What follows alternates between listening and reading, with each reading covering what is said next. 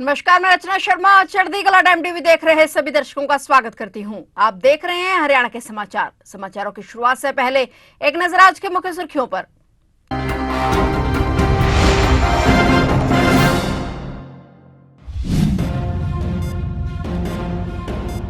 पंचकुला के इंद्रधनुष ऑडिटोरियम में शपथ ग्रहण समारोह। नवचयनित मेयर, नगर पालिका परिषद चेयरमैन और सदस्यों ने ली शपथ। सीएम नायब सैनी ने किया ई पोर्टल का शुभारंभ।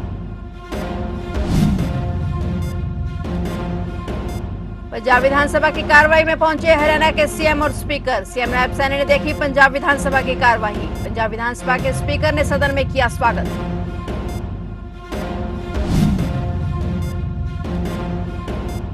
फरीदाबाद में पुलिस ने कार से बरामद किया 1.5 करोड़ का कैश। आरोपियों ने पुलिस को दिया 25 लाख का लालच। पुलिस ने 2 लोगों को लिया हिरासत में।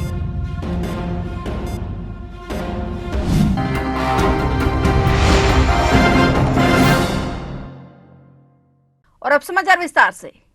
हरियाणा में पहली बार मेयर, नगरपालिका चेयरमैन और सदस्यों का शपथ ग्रहण समारोह आयोजित किया गया। कार्यक्रम की शुरुआत में सबसे पहले अंबाला की मेयर शैलजा सचदेवा ने शपथ ली। इससे पहले निगम और परिषद में जिले के डिप्टी कमिश्नर शपथ ग्रहण करवा देते थे। पंचकुला के सेक्टर 5 स्थित इंद्रधनुष ऑडिटोरियम में कार्यक्रम आयोजित किया गया। इसमें मुख्यमंत्री नायब सिंह सैनी, शहरी स्थानीय निकाय मंत्री विपुल गोयल सहित अन्य मौजूद रहे। मुख्यमंत्री नायब सिंह सैनी ने पालिका के कार्य में सरलता लाने के लिए एक ई पोर्टल का शुभारंभ किया। इसके साथ नगर पालिका के लिए 587 करोड़ रुपए की राशि भी जारी की गई। हरियाणा में 10 मेयर, 28 नगर पालिका परिषद के चेयरमैन सहित 687 सदस्य बने हैं। इनमें 9 मेयर पद पर और भाजपा पर और 1 पद पर निर्दलीय उम्मीदवार की जीत हुई है। वहीं 10 में 7 मेयर महिला बनी हैं।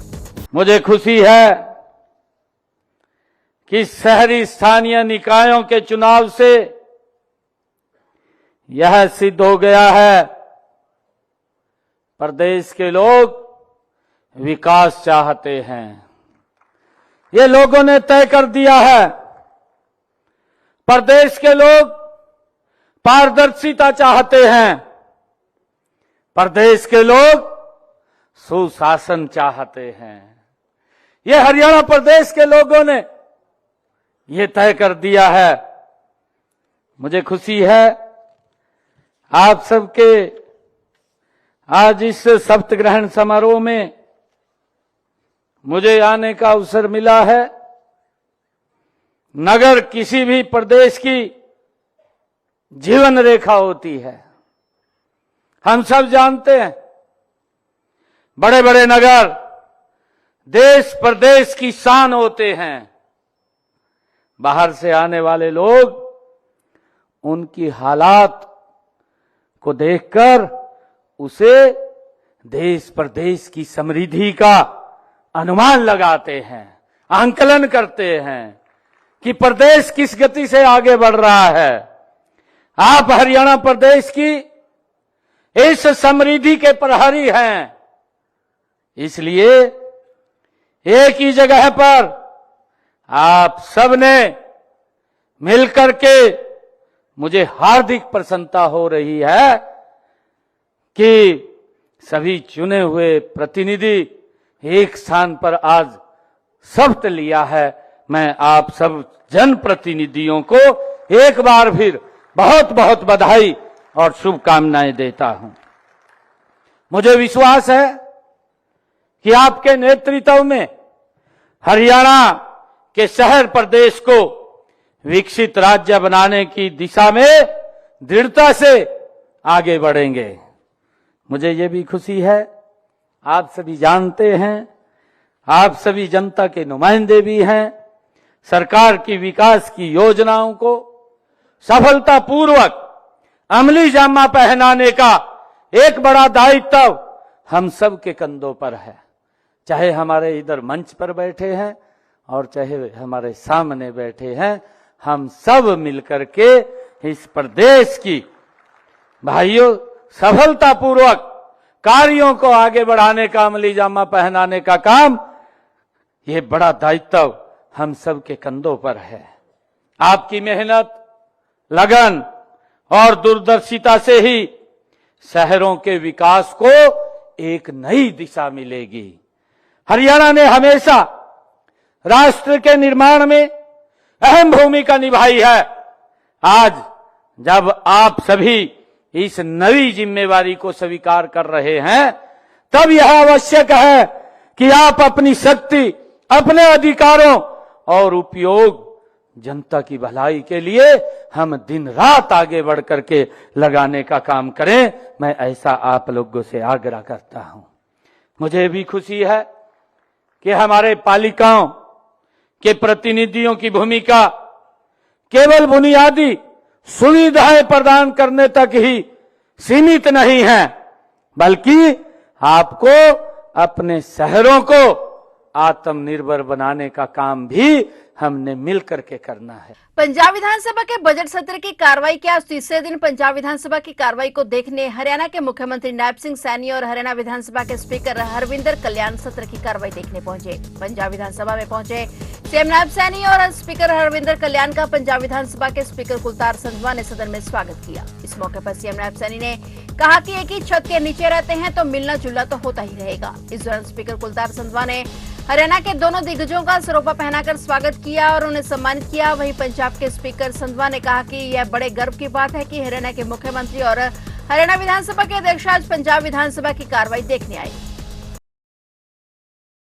देखिए, अच्छा लगा है और एक परिवार के सदस्य हैं जी, दोनों भाई हैं जी, एक ही घर में रहते हैं जी। दीवार अलग है। अच्छा लगा है आज मुझे। खंड साहब, आपने एक ही भाई बताया, एक भाई के बीच में कुछ डिस्प्यूटेड मसले हैं। आने वाले दिनों में उम्मीद की जा सकती है कि वो डिस्प्यूटेड मसले जो है वो भी इसी तरह से बैठकों के माध्यम से दूर होते नजर आएंगे। बिल्कुल आएंगे और इस प्रकार के आपस में जी, डिस्प्यूट नहीं होने चाहिए, क्योंकि हमारा ही परिवार है जी। हम पंजाब से ही अलग उसमें आए अस्तित्व में। दो भाई हैं, दो भाई अलग हो सकते हैं। एसवाईएल के मसले पे भी आपको लगता है हल निकलना चाहिए? बिल्कुल निकलेगा। फरीदाबाद पुलिस की उस समय हैरानी की कोई सीमा नहीं रही जब फरीदाबाद में पुलिस ने ब्रेजा कार से भारी मात्रा में कैश बरामद किया। पुलिस का कहना है कि पकड़ा गया कैश करीब 1.5 करोड़ रुपए है और पुलिस ने कैश को कब्जे में लेकर मामले की जांच शुरू कर दी है। इस मामले में पुलिस ने 2 लोगों को हिरासत में लिया है। फिलहाल पुलिस दोनों के मामलों को लेकर पूछताछ में लगी हुई है ताकि इस मामले का पर्दाफाश किया जा सके। जानकारी के मुताबिक पूरा मामला फरीदाबाद के सूरजकुंड का है। ग्रीनफील्ड चौक के इंचार्ज सुनील कुमार के मुताबिक पुलिस की टीम आनंदपुर चौक पर गाड़ियों की चेकिंग कर रही थी और उस दौरान दिल्ली की तरफ से एक ब्रेजा गाड़ी आ रही थी और गाड़ी को रोककर पुलिस ने गाड़ी की चेकिंग की तो पुलिस ने गाड़ी से 1.5 करोड़ रुपए के कैश बरामद किए। पुलिस ने कैश को कब्जे में लेकर गाड़ी में सवार 2 लोगों को हिरासत में ले लिया। पुलिस ने दोनों युवकों से कैश के बारे में पूछा तो वे पुलिस को कोई जवाब नहीं दे पाए। इसके बाद दोनों आरोपियों ने खुद को बचाने के लिए पुलिस को 25 लाख का ऑफर भी दिया और पुलिस ने मामले के बारे में सीनियर अधिकारियों को सूचित किया, जिसके कुछ समय बाद इनकम टैक्स विभाग के अधिकारी भी मौके पर पहुंच गए। प्रधानमंत्री नरेंद्र मोदी 14 अप्रैल को हरियाणा आएंगे। अगले महीने 14 अप्रैल को भीमराव अंबेडकर जयंती के अवसर पर हरियाणा दौरे के दौरान पीएम मोदी कई सौगातें देंगे। पीएम मोदी हरियाणा में कई परियोजनाओं का उद्घाटन करेंगे, जिसमें हिसार में महाराजा अग्रसेन एयरपोर्ट के शुभारंभ भी शामिल है और इसके अलावा पीएम यमुनानगर में दीनबंधु चौधरी छोटूराम थर्मल प्लांट की नई इकाई का उद्घाटन करेंगे। पीएम मोदी जब भी हरियाणा दौरे पर आते हैं तो वह प्रदेश के लोगों को बड़ी सौगात देते हैं। बता दें कि यमुनानगर जिले में 7,000 करोड़ रुपए की लागत से चौधरी दीनबंधु छोटूराम थर्मल प्लांट की नई इकाई तैयार की जाएगी। यह प्लांट 800 मेगावाट की क्षमता का होगा, जिसके टेंडर जारी कर दिए गए हैं। इस परियोजना को पूरा होने में 52 महीने का समय लगेगा और यह प्लांट बनने से प्रदेश की ऊर्जा उत्पादन 3,000 मेगावाट से ज्यादा हो जाएगी। इसका उद्घाटन 14 अप्रैल को भीमराव अंबेडकर की जयंती के मौके पर प्रधानमंत्री नरेंद्र मोदी के हाथ होगा।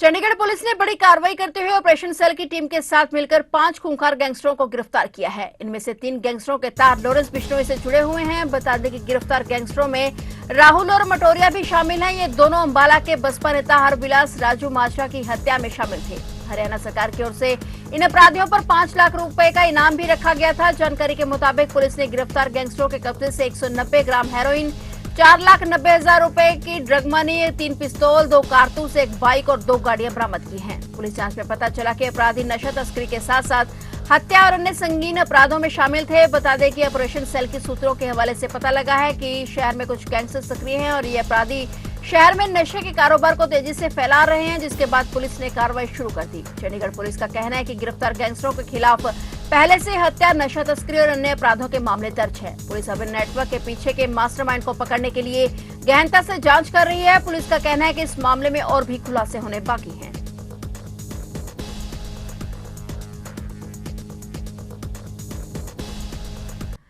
हरियाणा पुलिस की anti human trafficking unit Panchkula की टीम ने 17 साल से कापसहेड़ा दिल्ली से गुमशुदा 23 वर्षीय लड़के को उसके परिजनों से मिलवाने में सफलता हासिल की है। ये लड़का 17 साल पहले अपने परिजनों से बिछड़ गया था। उस समय युवक की आयु 6 वर्ष की थी। इस युवक को स्टेट क्राइम ब्रांच की anti human trafficking unit Panchkula की कड़ी मेहनत और संवेदनशीलता के चलते तलाश किया गया है। इसके लिए पुलिस महानिदेशक शत्रुजीत कपूर ने उन्हें अपनी शुभकामनाएं भी दी और भविष्य में भी इसी प्रकार लगन के साथ काम करने के लिए प्रेरित किया। जो है BA 3rd का स्टूडेंट है और हमारे पास रह रहा है और ये अपने परिवार को तलाश करना चाहता है, तो मैंने इसकी सूचना अपने सीनियर अधिकारी को दी और उन्होंने कहा भाई आप इस पे काम करो। तो मैंने इस पे काम करना स्टार्ट किया। बच्चे से मैंने काउंसलिंग की तो बच्चे ने अपना नाम आरिफ खान और पापा का नाम एहसान खान और कहा कि हमारे वहाँ पे एक नाला था और इससे ज़्यादा मुझे कोई जानकारी नहीं है। तो मैंने उसी का आधार बनाकर पिता का नाम और इस बेटे का नाम मैंने जिप नेट को सर्च किया। तो जिप नेट पे इसकी एक मिसिंग मिली मेरे को, DD नंबर 20A और ये 12 जून 2008 की। तो वहाँ पे मैंने पुलिस से संपर्क किया अपना कापसहेड़ा में। वो बोले जी हमने जो रिकॉर्ड है वो डिस्पोज कर दिया, इसका रिकॉर्ड कोई नहीं है। तो फिर मैं 22 मार्च को वहाँ पे खुद पहुँचा थाने में और मैंने रिकॉर्ड देखा पर कोई रिकॉर्ड नहीं मिला। तो हमारा एक जैसे CCTN सॉफ्टवेयर होता है उसके अंदर मैंने वहाँ पे उनको कहा भाई जो उस टाइम की FIR है वो निकालो आप। तो वहाँ पे हमने 32 FIR थी उनमें सर्च किया तो इसमें एक FIR मिली इस बेटे की, FIR नंबर 127 15/6/2008 की। और तो फिर मैंने उस पर जो FIR पे एक एड्रेस लिखा हुआ था भोला यादव, उसको सर्च किया, वहाँ पे चेक किया तो बोले जी हमारे यहाँ 16 साल पहले रहते थे और एक बच्चा गुम हुआ था पर अब ये यहाँ नहीं रहते हैं। फिर मैंने उस FIR में दोबारा फिर देखा एक कवारी गांव लिखा हुआ था तो कवारी गांव को सर्च किया, फिर वो आगरा में मिला। फिर वहाँ के जो गांव के सरपंच उनसे संपर्क किया, वो कहा जी हमारे यहाँ पे जो एहसान है उनका बेटा तो गुम हुआ था आज से 16-17 साल पहले पर वो दिल्ली में रहते हैं संगम विहार। तो वहाँ का उनसे नंबर लिया, नंबर लेने के बाद मैंने संपर्क किया। फिर मैं संगम विहार का फिर जो उनके पास उस टाइम के FIR जो डॉक्यूमेंट थे वो चेक किए।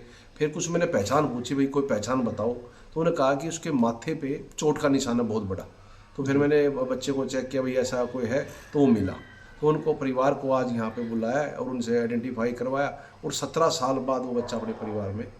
बहादुरगढ़ में आज से सरसों की फसल की खरीद शुरू हो गई है। खरीद के पहले दिन कई किसानों ने फसल बेचने के लिए टोकन कटवाया। नेफेड द्वारा आढ़तियों को सरसों की फसल भरने के लिए बारदाना भी पहुंचा दिया गया है। बहादुरगढ़ में 1461 किसानों ने 5405 एकड़ सरसों की फसल का रजिस्ट्रेशन करवाया है। हालांकि किसानों की पूरी फसल अब तक वेरीफाई नहीं हुई है। राजस्व विभाग की तरफ से यह है कि वेरिफिकेशन पेंडिंग है, जिसके चलते किसानों को फसल बेचने में थोड़ी दिक्कत का सामना जरूर करना पड़ रहा है। वहीं विभाग का कहना है कि बहादुरगढ़ में शांतिपूर्ण तरीके से किसानों की सरसों की फसल खरीदने के लिए पुख्ता इंतजाम कर दिए गए हैं। वहीं बहादुरगढ़ अनाज मंडी के आढ़ती सरसों की फसल की खरीद शुरू होने से बेहद खुश हैं।